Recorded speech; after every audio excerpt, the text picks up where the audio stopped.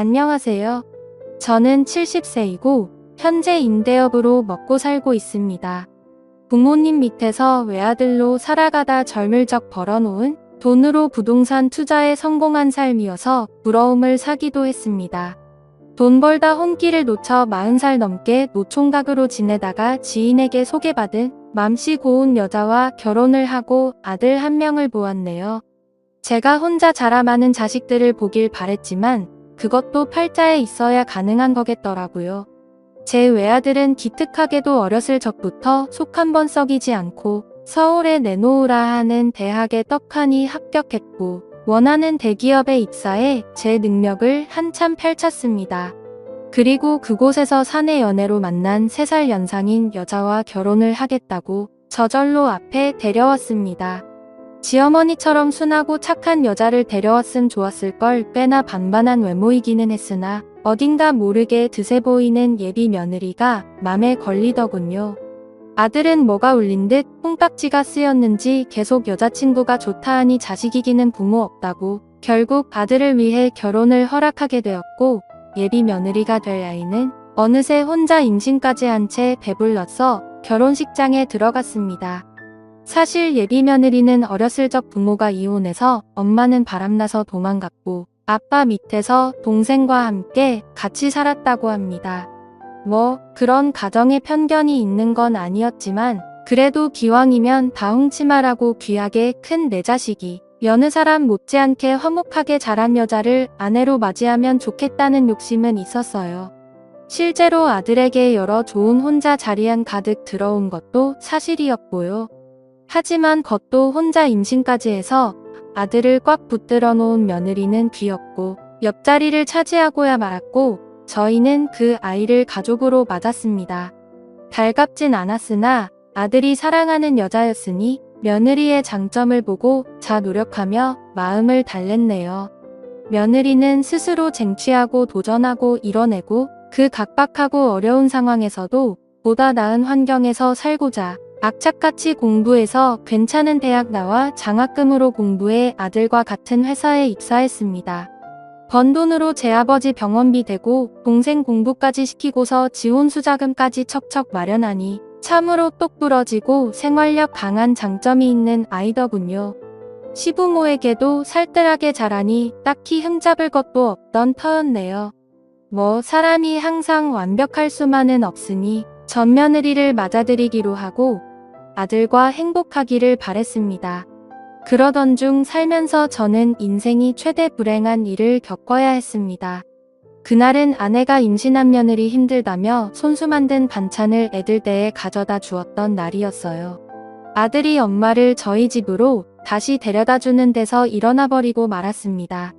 역주행하는 음주 차량을 미처 못 보고 아들은 그대로 박아버렸고, 그야말로 처참한 상태에서 음주 운전자를 비롯한 저희 아들 제 아내까지 저 세상으로 가고 말았어요. 소식을 들은 뒤 정신을 도저히 차릴 수가 없겠더라고요. 세상에 말도 안 돼. 늙음하게 여행이나 잘 다니자며 행복하게 살길 바랬던 착했던 제 아내와 제 목숨과도 같던 제 아들 녀석이 저만 두고 세상을 등져버렸다는 소식에 저 혼자 이 남은 세상 살면 뭐하나 싶어 나쁜 생각마저 들었습니다만 며느리가 곁에서 힘을 주었습니다. 아버님 그러시지 마세요. 어머님이랑 그이 잘못된 건 너무나 안타깝지만 산 사람은 살아야죠. 제가 부족하지만 더 잘할게요. 이제 제 뱃속에 아기도 태어날 테고 그렇게 저희 가족 다시 한번 잘 살아요 하며 자신의 배를 어루만지는 며느리. 따지고 보면 제 처지보다 며느리 처지가 더 가여울 법인데 노인네가 앞길 창창한 청산과 부된 며느리를 위로해주지는 못할 망정 이런 약한 모습을 보이니 차마 부끄러운 면이 서질 않더라고요. 미안하다 아가 아버지가 내 마음 헤아리지 못하고 그저 내 생각만 했구나. 내 뱃속에 태어날 우리 손주도 있는데 내 말대로 산 사람은 살아야 하는 게 맞구나. 아버지가 앞으로 단단히 마음먹고 우리 손주 봐서라도 못다한 사람 못 가지 잘 살자꾸나 하며 며느리와 서로 다독여주기도 했네요. 며느리는 얼마 안가 출산을 했지만 며느리 곁에 있는 사람은 오직 저밖에 없었습니다. 출산하는 그 희망 순간마저 제 안 사람도 아들도 아무도 없다는 게 참으로 서글프더이다. 며느리와 저는 호를던 신인 상태에서 서로를 의지하며 손주와 인사를 했고 제 손주 녀석은 태어날 때부터 아비 얼굴조차 보지 못한 가엾은 신세가 되었습니다. 저는 손주를 아들만큼 어업비 여겨 며느리에게 넉넉하게 생활비를 주며 어디 밖으로 일할 생각하지 말고 오직 손주 녀석만 신경 쓰고 잘 키우라 했습니다. 처음에는 괜찮다며 제 아이이니 제가 묵직해서 돈 벌어 아들 교육 시키겠다 했지만 그래도 어디 그런가요? 제가 없는 사람도 아니고 건물 임대로만 웬만한 잘 나가는 월급쟁이 분급 이상 나오는데 저는 손주와 딱 한 며느리를 위해서 아낌없이 내주었습니다. 그렇게 6여 년이라는 시간이 흘렀고 연애 때와 마찬가지로 며느리와 가까이 있는 곳에 다 자란 손주 재롱 보면서 저는 가는 세월 붙잡지도 못한 채 나이만 먹어가고 있었습니다. 며느리는 직장에 복귀하게 되었고 가까운 데 사는 제가 손주를 데리고 와 항상 저희 집에서 시간을 보내곤 식사 후 집으로 가곤 했습니다. 제가 사는 이유는 자라나면서 아들을 빼닮아가는 손주를 보는 일이었고 아들 어렸을 적과 제 안사람과 행복했을 적을 그리며 추억에 의지한 채 그저 눈 감을 날만에 기다리고 있었네요. 그러던 중 제게 들어오는 여자분이 있었습니다. 손주 유치원 같이 다니는 같은 반 아이 할머니였는데 와버린 자식을 대신해서 손녀딸을 봐주고 있는 사람이었어요.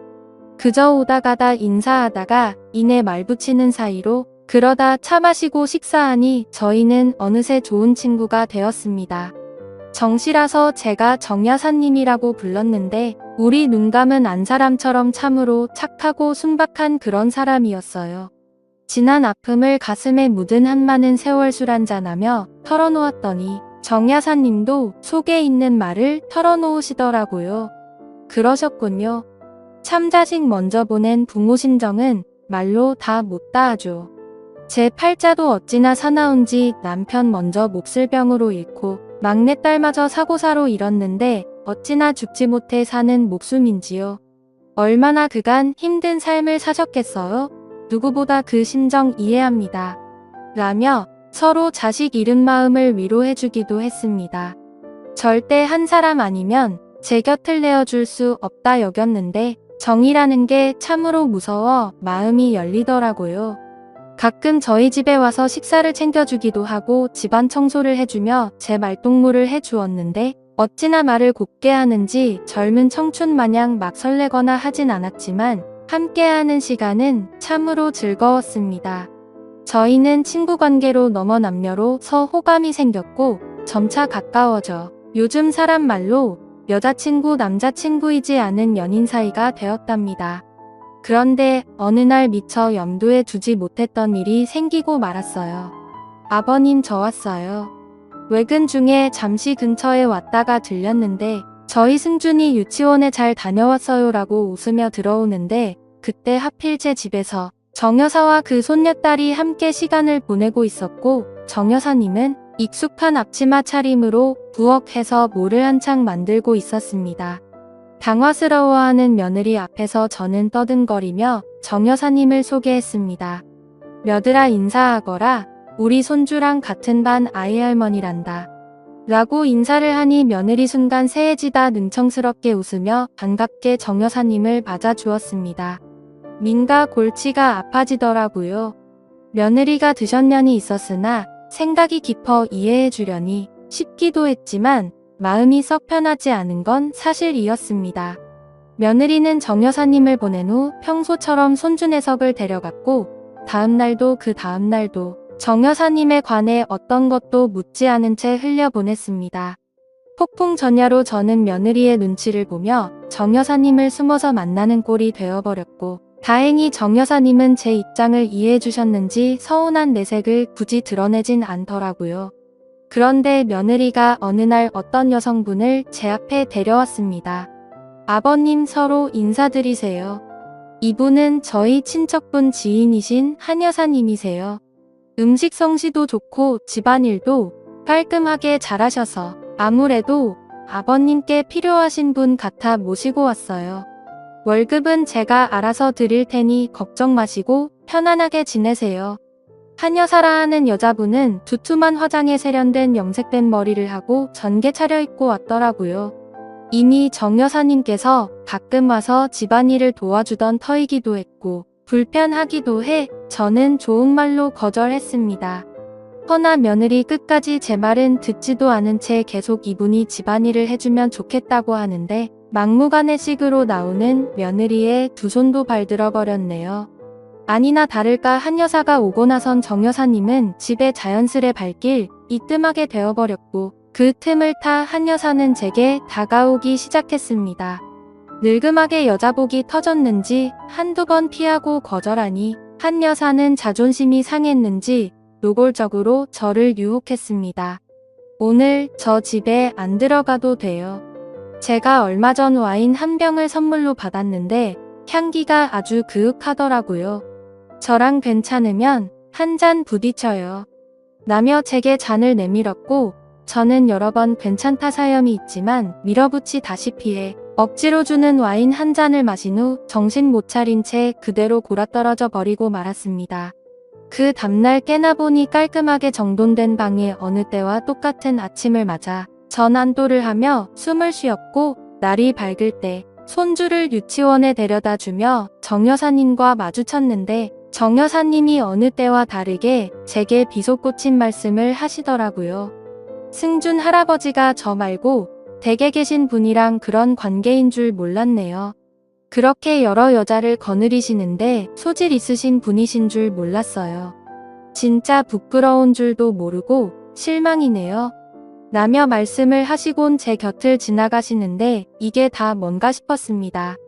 다 오해라며 전 집에 있는 사람하고 아무 관계도 아니고 그 댁은 며느리가 데리고 온 친척의 지인분이고 단지 우리 집에 집안일 도와주시러 오신 분이다라고 설명했으나 감정에 앞서는 정 여사님께는 씨알도 안 먹히는 얘기였습니다.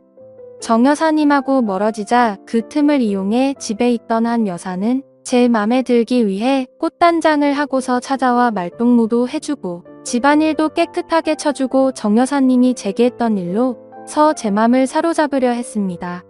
게다가 벼랑간 며느리까지 등장해 꽃다갈과 봉투를 내밀더라고요. 어머, 두 분 너무 잘 어울리세요.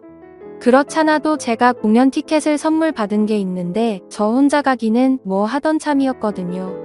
요새 잘 나가는 트로트 가수 공연이니 두 분이서 오붓하게 잘 다녀오시고 분위기 좋은 호텔 디너 뷔페 티켓도 함께 넣었으니 좋은 시간 보내시고 오세요.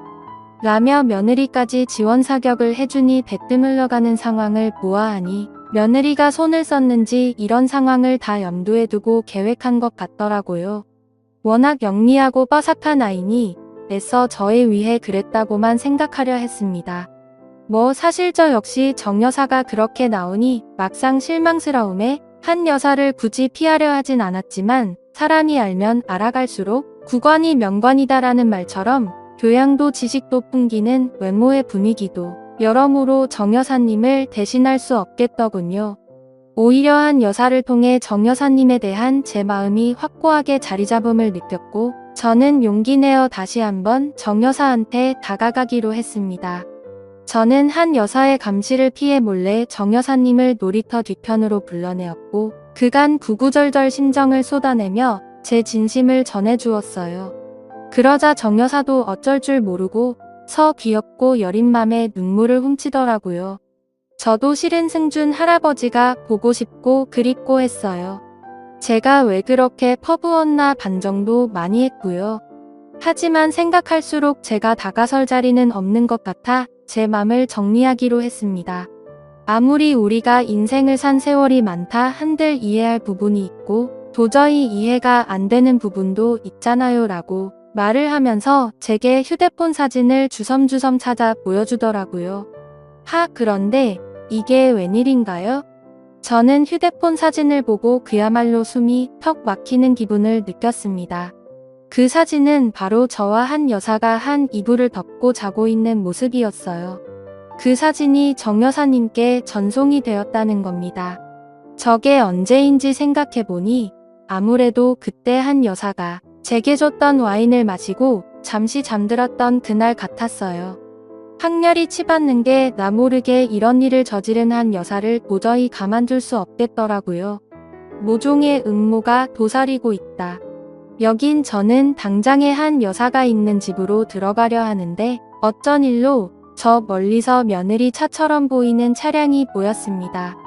평일이라 당연히 회사에 갔을 줄만 알았던 며느리는 연차를 낸 건지 어쩐 건지 가까이 다가가 보니 옆에 익숙한 얼굴의 한 여사와 얘기를 나누고 있었네요. 헌데 그 둘이 하는 얘기가 윈가 심상치 않았습니다. 야, 나 도저히 못하겠다.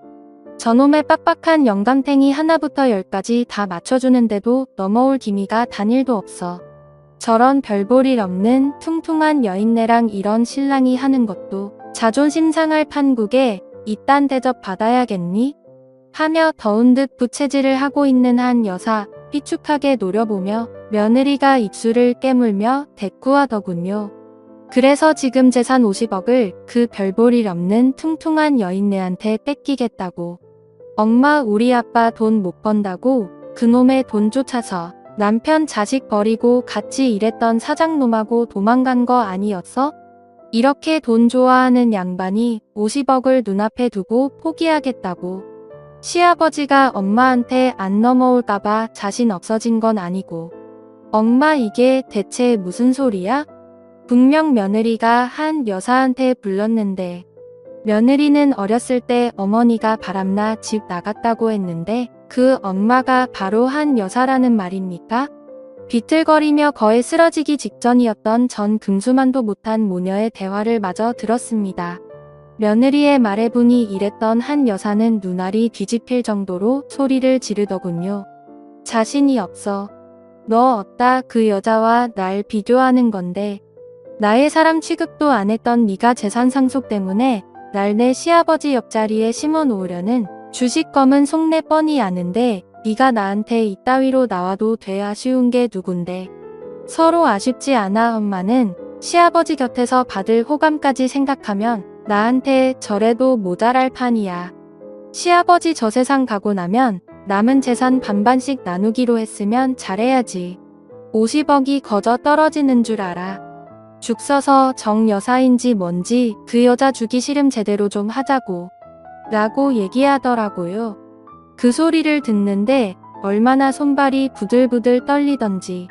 손주를 봐서 그간 믿고 있었던 며느리한테 뒤통수 제대로 맞았던 저는 모든 진실을 안 이상 더 이상 가만히 있을 수 없었습니다.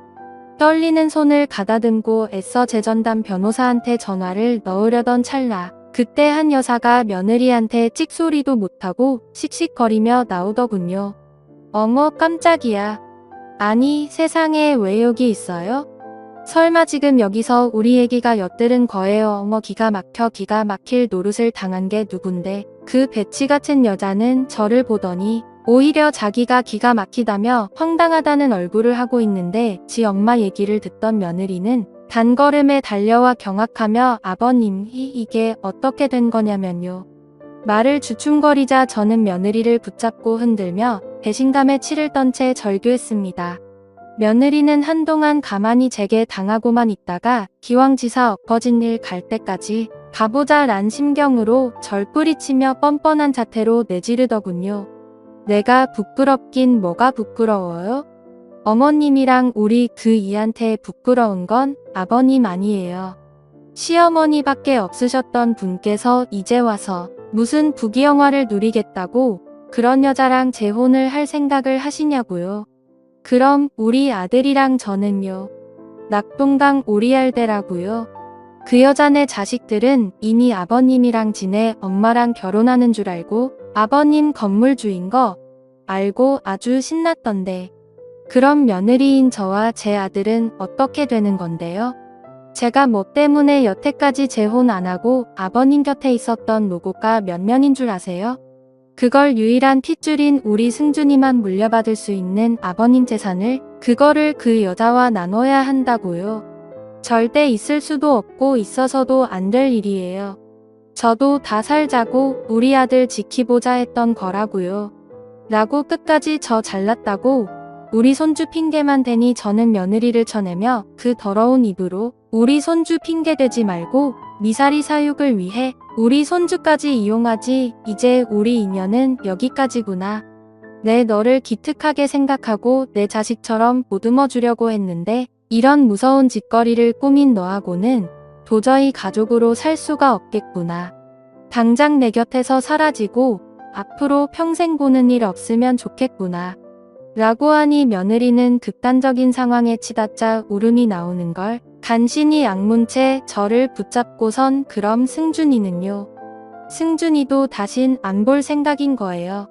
라고 해서 저는 한숨을 깊이 쉬고 그 어느 때보다 냉정한 결단을 내렸습니다.